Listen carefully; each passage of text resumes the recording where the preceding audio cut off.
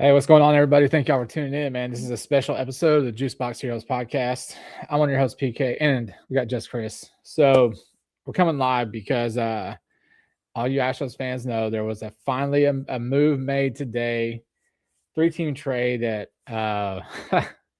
is getting some mixed reviews, I would say. So you end up acquiring Mike Burrows. Is it Mike Burrows?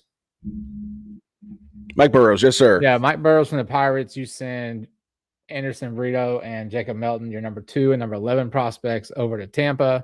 Tampa ends up sending Brandon Lowe, and somebody else. Oh, no, I'm sorry. Shane Baz goes to. No, Shane Baz went to Baltimore. It's a separate deal, Baltimore. So the Tampa Bay Rays sent Mason Montgomery, a young up-and-coming, I guess you could say a long reliever. He could be a starter. Then they got Brandon Lowe, who I think for a minute there was probably the longest tenured Ray, which is 6 years is kind of a might as well be 20 the way the Rays run business. But yeah, go ahead. Yeah, and to be honest with you, like the other part of the deal doesn't matter to Houston, right? It's we get Burrows, right-handed pitcher from the Pirates, and we give up our number 2 and number 11 in Melton and Brito. So, Chris, I'm gonna let you get started, man. What is your reaction? This guy, I'm gonna just tell y'all, this guy is pumped that they made a move. That's what he's pumped about, and he's looking at it with blinders on. But I'll let him talk about how happy he is about this deal. Go ahead. True. That's not true. No, I mean, honestly, like, I'm not gonna lie. Like, I'm a little bummed out that it cost Jacob Melton. I think that I think it's been well known that I've been big on Jacob Melton for a while now. I mean, so to see him go kind of sucks. I mean, Anderson Brito was definitely one of those guys that you saw coming up the pipeline that had a lot of potential. He's another one of those kids that throws 100 miles an hour. And as a wise man once said, you can't teach 100 miles an hour. So, but my initial reaction was like, man, like I was hoping it was going to be for Shane Baz. But looking at what the price tag was on Shane Baz and what the Orioles gave up for him, I'm kind of glad that, like I said, I'm kind of glad that they pivoted to Mike Burrows. Now, Mike Burrows, if you don't know who he is, and there's a lot of people who don't know who he is, and it's fine. I mean, ain't no biggie. He was I think he's 26-year-old pitcher for the Pirates. I think he pitched in one game in 2024, and then he had, I think he had 29 starts, or maybe not that many starts. Maybe 19. He's got 96 innings, 23 games, 19 started. Okay, so 19 starts. So 2-4 with a sub-4 ERA on a very not so good Pittsburgh Pirate team. I mean, so he is definitely one of these guys. And again, I don't want you to hold my feet to the fire on this. I mean, but like I kind of look at this as one of those sneaky trades that he could be a Garrett Cole-esque type of move where you move him. You see some things that you like in him. You see some things that need to be fixed. And we all know what the Astros pitching machine can do with pitchers that they bring over. See Jason Alexander just last season. And this is a guy that the Astros, he fits the mold for everything that they wanted. They wanted a young, controllable starting pitcher. Check, check, and check. I mean, so they have control over Burrows, I believe, for the next 7 years. I think it's 7 years. 32. I think till 32. Okay, so I mean, if my 6 years, 6, 7 years. A couple weeks. Well, let's call it. No, don't say that. Don't say that. We'll just call it 6 years. Oh yeah. So, I mean, I know a lot of people were kind of like, "Oh my God, we gave up so much. Look at this trade analyzer that some of these other big YouTube baseball guys use, and it shows that we ridiculously overpaid." I'd agree, dude. Welcome to the starting pitching market in the Major League Baseball, especially for young, controllable pitching. It is super stupidly expensive. So in the fact that, like, again, you did not give up your only top 100 prospect in this deal. Now, I understand that some of us, myself included, was very high on Jacob Melton. But apparently, when you look at the Astros brass beating Dana Brown clearly thinks that you have a higher ceiling with Zach Cole over Jacob Melton. So that clearly, I guess, my question is, what's going to happen now with Jake Myers? Does Jake Myers stay as your everyday center fielder? and then you move Zach Cole over to left field. So, but we can segue into that. But PK, I know that you've been gluing this. You've been blowing up my phone all day about when we're going to go live and when we're going to break down this trade. What was your initial reaction on this trade? The same as it was when we signed Kikuchi. Like, I don't like it.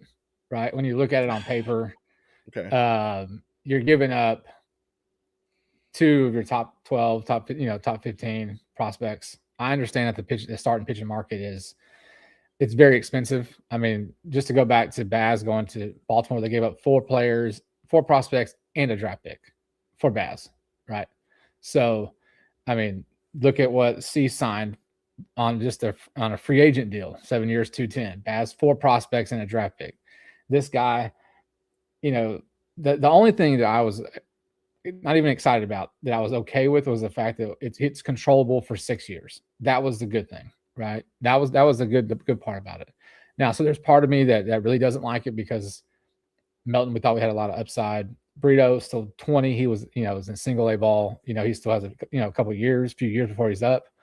But at the same time, I go back to the Kikuchi deal and how much I hated it. And then I saw what happened in that second half of the season with him. Right.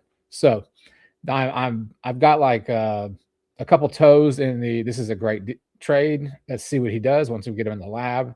And then the rest of the body is on the other side of, you're depleting your farm system that's not really worth depleting. Like you're trying to rebuild. We've been talking about it for several weeks about, we need to rebuild the farm system, right?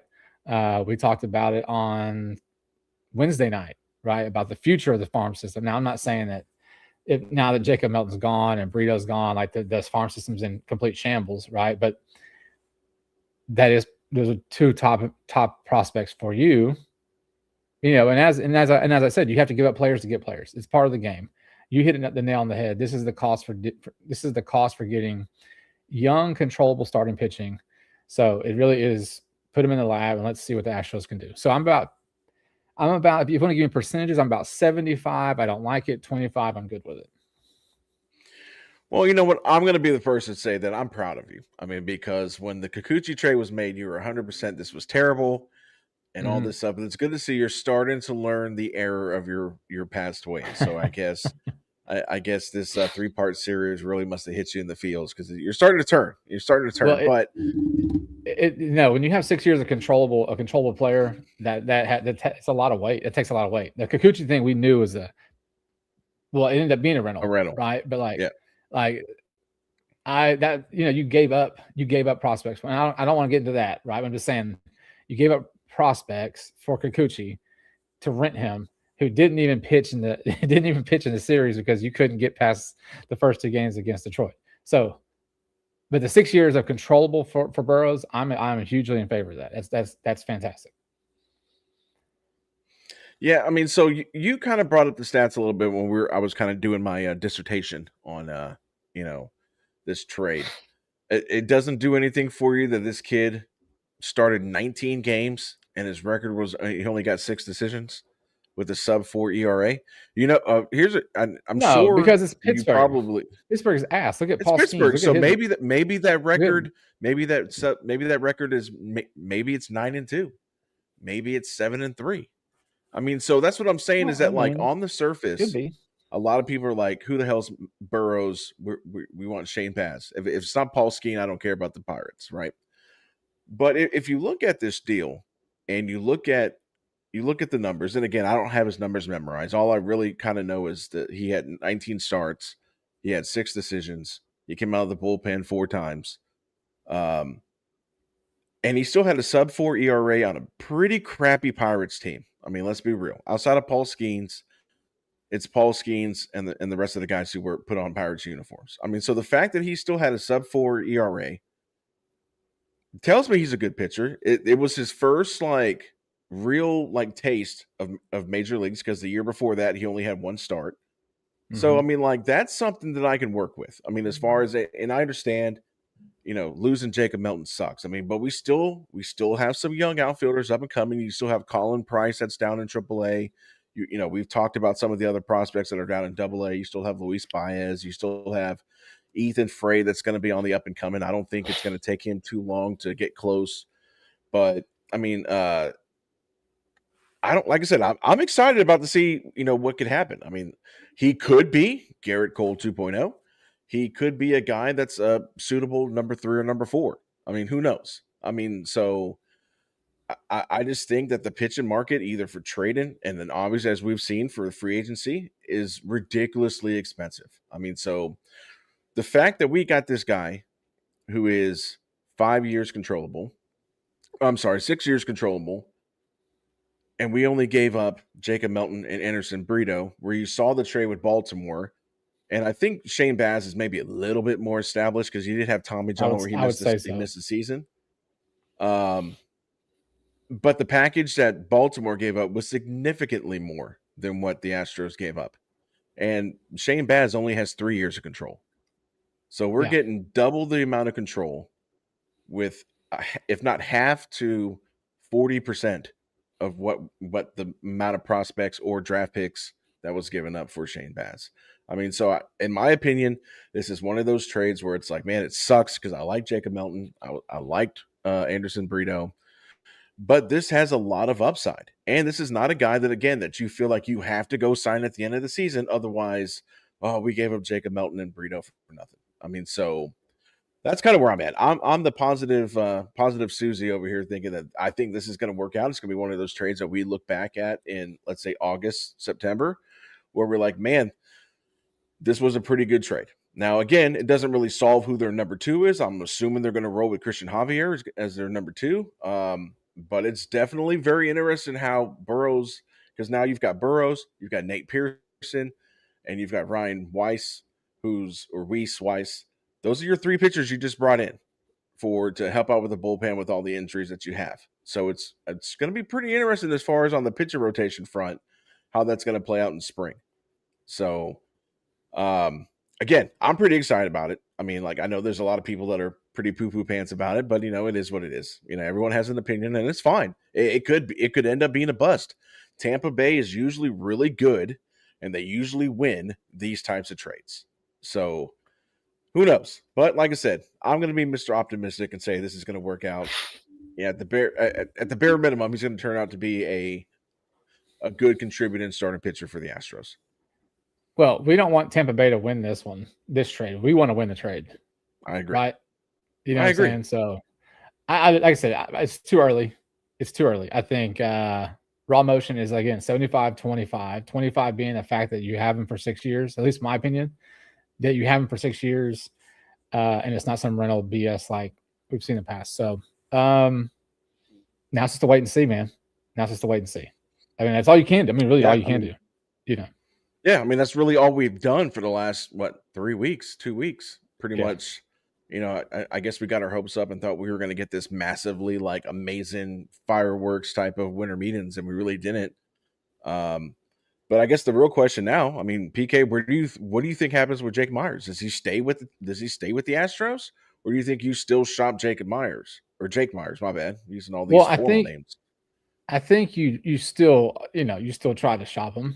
Right. So so right now you've got Jordan as your DH. You've got Cam and Wright, assuming Cam is, up. Who are you going to put in left? Cole, probably. Oh, you also have Jesus Sanchez too. Yeah. I always forget. If that doesn't do it for you, I don't know what will. Yeah, I think, so you have a Cole Sanchez in left, and then Myers and I think you still, kick the tires on a potential move if you can move Myers to acquire some more, lower level prospects, right? Mid to low level prospects. I think you do the deal. But it definitely, the moving of the Melton clears the way for Cole, like you said at the beginning. That's a pretty clear, indication of like what you said, what they're seeing, right? I mean, it's hard not to, right? Coming off of the way he finished the season, last year, Cole, and then Melton was hurt, and he really didn't get back to the form that we saw him very briefly at earlier in the season prior to the injury. But I think you still make the move for Jake. You still move Myers, That's my answer. I think you still find some way to bring some more prospects in, but then you're probably going to keep Jesus Sanchez. You probably have Cole there at center, a very young outfield, very young outfield. Well, yeah, that was going to be my follow up question was if you trade Jake Myers, there is no Jacob Melton to fall back on now. He's gone. So now Yeah, you're going to have to throw Zach Cole in center field. You would have to throw Jesus Sanchez in left field, which you all yeah, know Jesus Sanchez isn't going to hit versus lefties. yep. So who's your fourth outfielder? So I'm almost at the point where I'm going to go on a limb and say that this was their outfielder move. They probably didn't like what the market was for Jake Myers, which I understand. I mean, you're not going to trade Jake Myers and get a really good young controllable pitcher. Like, I mean, as much as I like Jake Myers and as much as he had a good season or a great offensive season last year, Jake Myers wasn't going to get you Shane Baz 1-for-1. Like, it wasn't going to happen. I mean, so Jake Myers' value is probably a couple, like you said, a couple of low end prospects, single A, double A prospects. And that's probably that's not what the Astros were looking for when they were talking about dealing Myers. I think Myers stays, and your outfield's going to be Cole, Myers, and Cam Smith with Jordan in the outfield, and you'll probably platoon Cole and Sanchez, or Sanchez will be your number 4, your fourth outfielder. I would be shocked. I would be shocked if they trade Jake Myers, because then you'd have to make another move to get you another outfielder. So Mm-hmm. I just don't know where that move is going to come from. And another positive thing about this deal, this did not cost you Isak Paredes. So I think everybody should be happy over the guys who did not cost us. We didn't have to trade Bryce Matthews, and this wasn't a deal that had to include Isak Paredes. I mean, so So I you're would think higher that on most Matthews Astros than Melton? fans, me, Yeah. on my opinion, Matthews is more expendable than Jacob Melton is. Because where's Matthews going to play in the infield? No, I know. Expendable, yes, but expendable, yes. Do you have Matthews higher than Melton? Because you said at least we kept Matthews. So what I'm saying is that Well, because like if Matthews is Matthews was part of the deal, would you have said no? I would have expected to get at least Shane Baz back in that deal. Like if I was going to include a top 100 prospect, then I would have expected at least a. I mean, it's tough. I mean, I probably would have expected Shane Baz as a return for that. I mean, but like if you look at it on paper, Bryce Matthews is your best prospect because he's your only top 100 MLB prospect. Everybody else, air quotes, is interchangeable. They're just guys, right? However, Jacob Melton, in my opinion, was more valuable because he was actually going to compete for a position that you needed filled. Yeah. Bryce Matthews is coming to spring training. I don't know what position he's trying to earn. I mean, there's nowhere for him to play in the infield. So put his ass in the outfield. They may end up doing that. They may end up moving him to center field. Who knows? Who knows at this point? I mean, he'll join the plethora of infielders that have converted to outfielders. There's another name we haven't even talked about, DeZenzo. DeZenzo's, I'm sure, probably in the outfield picture as well. I mean, so you've got a handful of guys that can compete for the outfield. I would be surprised if they move Myers. I mean, however, I would not be surprised if they move Myers. I wouldn't be surprised if they go make a run for JV. Who knows? I don't know. All I know is that we got a young, controllable starting pitcher that looks like he has a lot of potential, that needs to probably have a couple iron things ironed out. Which, I mean, at the time that we got Garrett Cole, he'd already had 4 or 5, at least 3 or 4 seasons in. We're getting this kid. He's had a total of 20 major league starts with a total of 24 games. I mean, so there's a lot of molding to do with this kid. Yeah. And like I said, they may turn him into Garrett Cole 2.0. Who knows? He's a mid-90s fastball average. I think I read somewhere he topped out at like 98. But his changeup is the pitch. That's his pitch. Got hit around a little bit with the fastball, but the changeup was like a sub 150 batting average against. Right? I mean, he has got a filthy changeup. So, I think I'll have to add a couple pitches to the repertoire. If he's going to be a starter, which it looks like, he was in Pittsburgh for sure. But yeah, man, look, you kind of see the type of market that the Astros are in for starting pitching, right? Pearson was what, a free agent? Nate Pearson, right? Free agent that we got. Yes. Right. Yes. Weiss was from the KBO, right? Free agent. Now you have Burrows with the trade. That might end up being your big move for starting pitching, your big trade. And then you picked up in the Rule 5 draft. I don't even want to try to say his name. Chris knows it because of the R. Roddery Munoz. Yeah. Roddery Munoz, another pitcher. So you see what the emphasis is. You see what the emphasis is this offseason. It is that controllable with Burrows, and then just that middle class starting pitching that have a few good things that the Astros like that they want to put in the lab to make better, like they've done just about with every other damn pitcher. Like I think that's you're just kind of seeing where the Astros focus is. We all know that they can't compete, with the New York teams and Toronto, right? With $210 million for Cease, right? Or LA. I mean, they hang out in their little area, their little home, and then they make these pitchers, do things. See, and we talk about all the time. See Jason Alexander, Brandon Walter, Colton Gordon, just to name a few, right? So, like I said, I'm good with the trade. Other than I'm only good with the trade because of the 6 years of control. But it's way too early. We don't know. Everyone you listen to, everything you read, right, is doing the same crap we are, and it's going off the stats from last year. You know what I'm saying? So, like, it's just a wait and see. But controllable young pitcher, that's a big key. That's the big takeaway. Yeah. Yeah, I mean, and you can even go as far back as Kikuchi. I mean, Kikuchi had like a 5 ERA, then comes to the Astros and what goes like 9-1 or something crazy like that. I mean, all I'm gonna say, there's a lot of reasons from all the examples that PK just listed that there's enough examples to be excited to see what the Astros can do with someone like Mike Burrows. And it isn't going to be like we fix him and then 2 years later he's a free agent. I mean, we got this kid until 2032. I mean, so he could be, he could be a solid number 2. Again, we could have a new age version of, JV and Garrett Cole in Brown and Burrows. Who knows? I mean, like I said, there's enough of examples to have, at least I would think, that would have people excited to see. I'm waiting to see what this kid can do come like opening day once he has all the spring to work with the pitching coaches and stuff like that. So that's where I'm at. He's got to be pumped coming from Pittsburgh, like lack of winning, to Houston.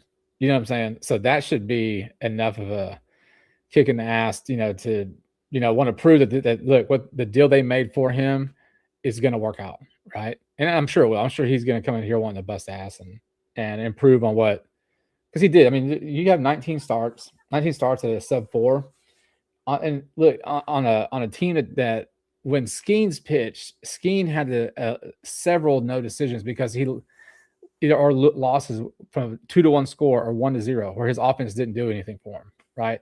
So it was a lot of the same. And Pittsburgh was not a good offense. So we'll see, man. We'll get him in the lab and see what we can do. Yeah, I'm excited. And it's crazy because I just had a feeling something was going to happen. I mean, tomorrow will be the 1 day or the 1 year anniversary from when we signed Christian Walker. And I was just sitting here. I was like, man, what that would kind of be crazy if we got something done today. And then I looked, the Astros are in serious talks with the Pirates. I'm like, all right, let's go. I mean, so yeah, I'm glad they got done something. I mean, because I know I was getting frustrated with not seeing anything happening. I was tired of reading all these reports that the Astros may be on Ranger Suarez. Oh, that's a cool story, but they're not going to – someone's going to offer him more than 5, and that's going to be it. So, again, man, I'm excited to see what they're going to do with this kid. And it sucks to, lose Jacob Melton and Anderson Brito, but, got to give talent to get talent. And that's how it works. That's right. That's how the game works, man. All right, guys, I want to thank everyone for tuning in on this Astros first move of the offseason, trade at least, first trade of the offseason. So thank everyone for tuning in. We'll be back on Sunday evening. Until then, man, I'm PK. That's just Chris, and this is the Juice Box Heroes.